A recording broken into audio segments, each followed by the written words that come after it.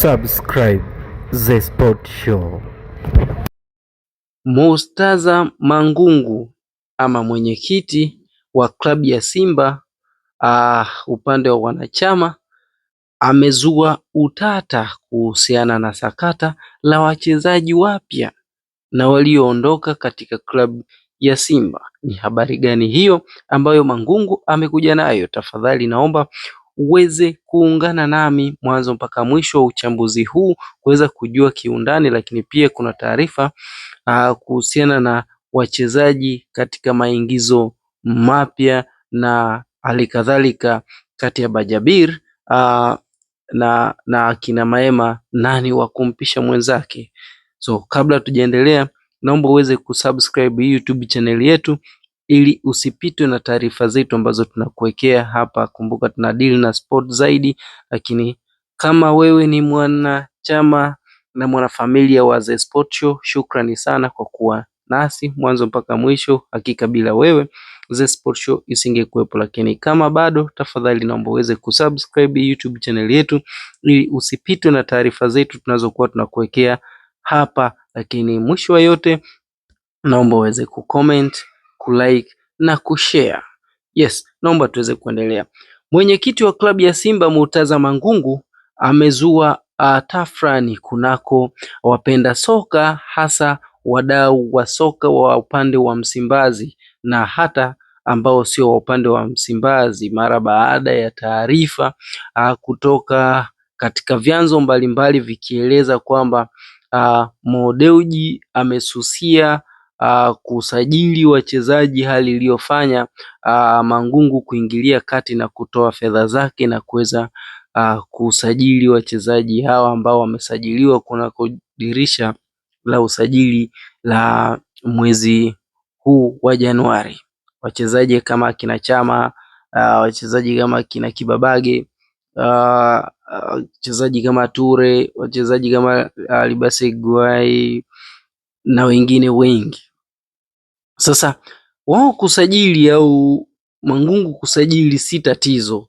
Tatizo linabaki kwa nini hiwe ni ajenda kwa sababu zipi? Wakati ukifuatilia utaratibu wa klabu ya Simba inaelezea kwamba upande wa mwekezaji una hisa ya 49%, lakini pia upande wa mashabiki au wanachama wana 51%. Sasa 51%, katika huu uchambuzi wetu wa hapa katika The Sport Show tuliwahi kudadisi kwa namna moja ama nyingine kuhusiana na uhusika wake, lakini kubwa zaidi tuliloliangazia ni uhusika wa 51%. Unafanya nini kunako klabu ya Simba? Wanatoa nini katika klabu ya Simba? Wanashiriki vipi katika klabu ya Simba? Kwa sababu asilimia kubwa watu wengi wanamtolea Mo macho. Hii ina maana timu inataka kusajili, inataka kusafiri, inataka kufanya chochote, wanamwangalia zaidi Mo Dewji anafanya nini, kitu ambacho kwa wakati huu inaelezwa kwamba Mo Dewji ametia ngumu kwenye kusajili wachezaji, hasa hawa walioingia katika dirisha dogo la usajili, na hali ambayo watu wengi au baadhi ya vyanzo vingi vinaanza kumpa credit Mangungu kwamba amefanya jambo lilofaa.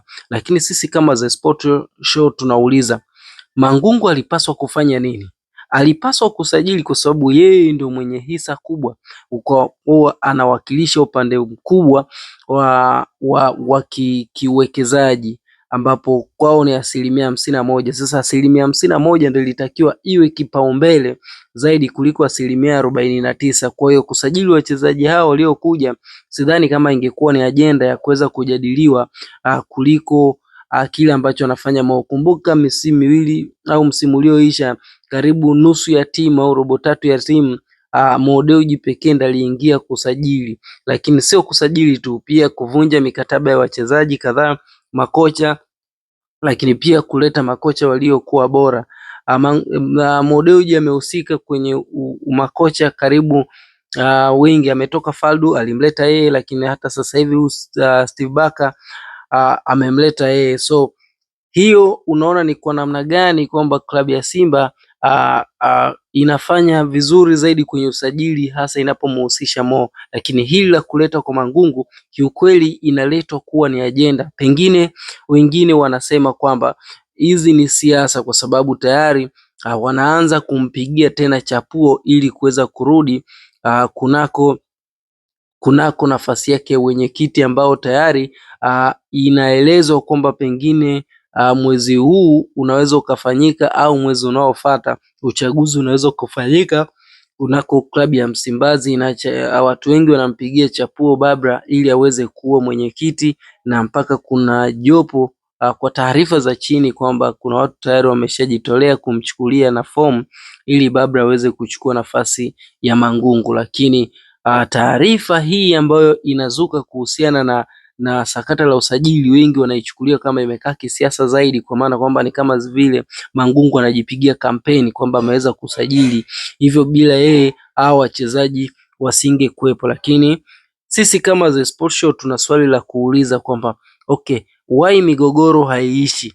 Kama yeye kweli anahitaji kuifanyia Simba yaliyokuwa mema, kwa nini hasitulize migogoro? Hilo swali la kwanza. Swali la pili ni kwamba kama mwenyekiti ambaye ana uchungu na klabu, kwa nini mtani wake anamfunga mara 6 na auoni dalili za kuja kurudisha hayo magoli au hiyo long period ya kuweza kufungwa, kwamba pengine Simba ataweza kuja kurudisha ule uteja wao wakaweza kuondoa kunako klabu ya Yanga. Huoni dalili zaidi, tunaiona Simba ambayo ikienda kucheza tena na Yanga hata kesho bado tu atafungwa, na hata akicheza naye kesho kutwa atafungwa, kwa sababu kumbuka alivyocheza na Azam, amecheza mpira wa hovyo ambao hakuna mtu aliyetarajia. Simba amekuja kucheza tena na Mtibwa Sugar, anacheza mpira wa hovyo, hakuna aliyetarajia kwamba klabu ya Simba angeweza kucheza hivyo. Good news ni kwamba ameweza kufanya maingizo katika sehemu muhimu, pengine tutarajie kuona wakifanya vyema kunako mechi hii na Esperance de Tunis, mechi ambayo itachezwa kesho kutwa pale Tunisia, mechi ambayo itachezwa tarehe 24. Swali ambalo linaendelea kuwepo ni kwamba wachezaji hawa wanakuja na kuingia kwenye timu, je, wamepata muda wa kutosha wa kuweza kufanya kile ambacho wanataka club na mashabiki wana Simba? Pengine ni kweli, tusubiri muda na nyakati utakuja kuzungumza mengi zaidi kuhusiana na haya ambayo yanaendelea na hawa wachezaji walioingia. Lakini mtu kama Chama hana mashaka hata kidogo, yeye mwamshe hata usingizini, ukimweka kwenye mpira yeye atakupa kile unachokitaka, kwa sababu yule ubongo wake Baraka Mpenja alishampa jina la AI kwamba anatumia akili mnemba. Kwa hiyo kwa namna moja ama nyingine Chama anaweza kuofa kile ambacho Simba wanataka. Lakini je, usajili wa huyu beki utakuwaje?